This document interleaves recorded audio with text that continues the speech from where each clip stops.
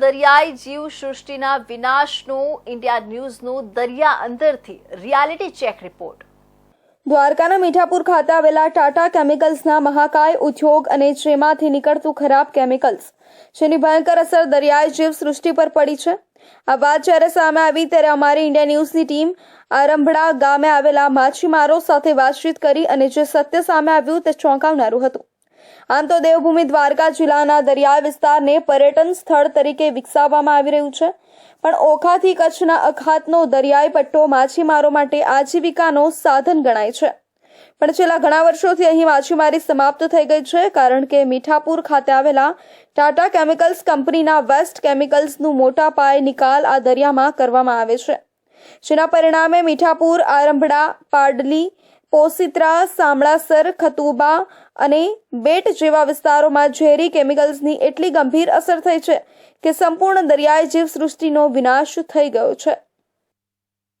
અમને તકલીફ સાહેબ એ છે કે અમે જે માછીમારી કરી છે ને એ ટાટા કેમિકલના હિસાબે અમારું બધું માછીમારી બધું બંધ થઈ ગયું છે। બેરોજગાર બેઠા છે। ઓખા, આરંભડા અને બેટ એ ત્રણે અત્યારે ભૂખે મરવાનો વારો આવી ગયો છે સાહેબ। અમારો રોજીરોટી સાવ બંધ થઈ ગઈ છે।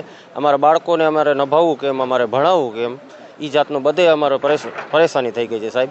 હવે એના કરતી છે ને ટાટા કેમિકલ્સ જે ઝેરી કેમિકલ્સ જે પાણીવાળું નાખે છે એ તાત્કાલિક બંધ કરો સાહેબ, કેમ કે અમારી રોજીરોટી તો ચાલુ થાય। નાકામાં સાહેબ અમે ફિશરીઝ ઓફિસમાં આપેલું હતું અને પ્રાંત અધિકારીમાં આપેલું છે। 7-8 જગ્યાએ અમારી અરજી કરેલી છે સાહેબ આ વસ્તુનો। यहाँ आश्रे 200-250 હોડી છે જે ટાટા કેમિકલ્સે જેટી બનાવી છે એમાંથી ઝેરી કેમિકલ નાખે છે। હવે એ બધા હોડીઓનો ધંધો રોજગાર બધું છીનવાઈ ગયો છે। અત્યારે બધે ભૂખ મરવાનો વારો આવ્યો છે।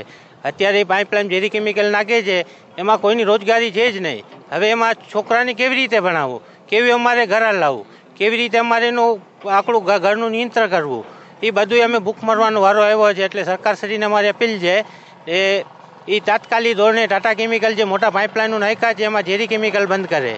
મારી પાસે એ ફરિયાદ આવી કે ટાટા કેમિકલ્સ મીઠાપુર દ્વારા જેટી દરિયામાં બનાવવામાં આવી છે ને એમાં પાઇપ ફિટ કર્યા છે અને એ પાઇપ દ્વારા દરિયામાં કેમિકલ નાખે છે અને એ કેમિકલથી માછીમારી ધંધા સાથે સંકળાયેલા તમામ લોકો બેરોજગાર બન્યા છે। કારણ કે માછલી અંદર મળતી નથી, રોગચાળો ફાટે અને માછલી એ લોકો જે તે સમયે 1000-2000ની લઈ આવતા હતા, આજે 200 રૂપિયાની માછલી એના હાથમાં આવતી નથી અને એ લોકોને છોકરાઓને ભણાવવું, પોતાનો પરિવારનું પુરવાર કરવું, ગુજરાન કરવું એ પણ અત્યારે અશક્ય બન્યું છે। ઇન્ડિયા ન્યૂઝની ટીમ જ્યારે સ્થળ પર પહોંચી નાની બોટમાં બેસીને કેમિકલ્સ નિકાલ સ્થળ પર પહોંચી તેના દ્રશ્યો જોઈ અમે ચોંકી ઉઠ્યા, કેમ કે અહીં 6 થી 7 ફૂટ સુધી પાણીમાં માત્ર કેમિકલ્સના થર જામેલા જોવા મળ્યા અને દરિયાઈ પાણી પર કેમિકલ્સની અસર દેખાઈ રહી છે, જેના કારણે આ દરિયામાં પક્ષીઓ માટે પિયર ગણાતું તે વિસ્તાર આજે સુમસામ બની ગયું છે અને દરિયાઈ જીવસૃષ્ટિનું પતન થઈ રહ્યું છે। ત્યારે જાગૃત માછીમારો દ્વારા ફિશરીઝ વિભાગ ગાંધીનગરને લેખિત રજૂઆત કરતા હવે ફિશરીઝ વિભાગ દ્વારા જીપીસીબીને તટસ્થ તપાસ કરવાનો આદેશ આપ્યો છે। ત્યારે જોવું એ રહ્યું કે જીપીસીબી દ્વારા ટાટા કેમિકલ્સ સામે કોઈ નક્કર પગલાં ભરવામાં આવશે કે પછી ખાલી ફોર્માલિટી કરી પર્યાવરણ સાથે ખિલવાડ ચાલુ રાખશે।